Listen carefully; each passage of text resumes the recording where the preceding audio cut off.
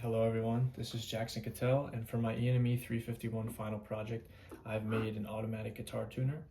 For the circuit, we have an Arduino Uno, this microphone module, which detects the frequencies from the guitar, this continuous servo that is in charge of tuning the guitar up and down, that is powered by this battery pack, and also there's a breadboard inside of this with a button that controls which string setting we're on, so it knows which string frequency to look for. And that is inside a 3D printed guitar pedal that I designed. As the frequency detection was the most difficult part of this project, I got help from the Arduino FFT library made by Enrique Condes from GitHub, which gets the frequency from the pressure detected by the microphone and converts it into detectable frequencies using these functions down here. So I found the target frequencies, these here, by putting my guitar in tune with a reliable tuner and then comparing the serial monitor output with the guitar while it's in tune.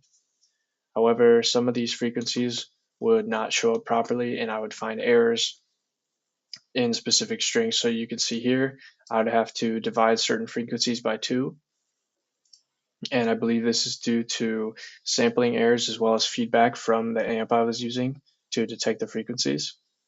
I also encountered certain frequencies like this 140 hertz here, which would show up randomly. So what I did was I just assigned the servo to be stationary during these random pop-ups of 140 hertz on the A string. And down here, we can see the servo is controlled by this analog write function, which takes these pulse width values. So for example, 180, 200, and 150, which set it either clockwise, counterclockwise, or with no rotation at all. And I found these values by looking at the data sheet as well as using some trial and error.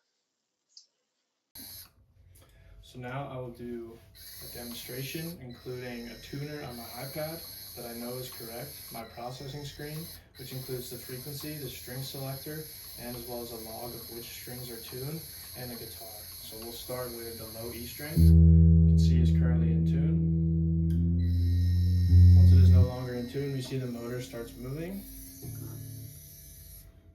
Apply it to the string, tunes it down until it's in tune, and then we use the red pedal to switch strings. So now we're on the A string, which is currently in tune. It's now out of tune. Now it's in tune again because of the tuner. D string, same thing. Already in tune. Now it is out of tune. Using the motor to tune it down until it is in tune.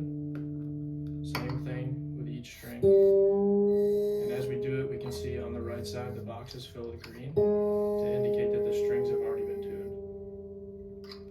And this tuner is able to tune both up and down because of the continuous servo, so it can turn more than 360 degrees, continuing its rotation, and also has enough torque to tune each string both up and down.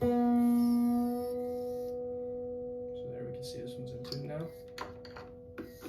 Last string, already in tune. Tune it up.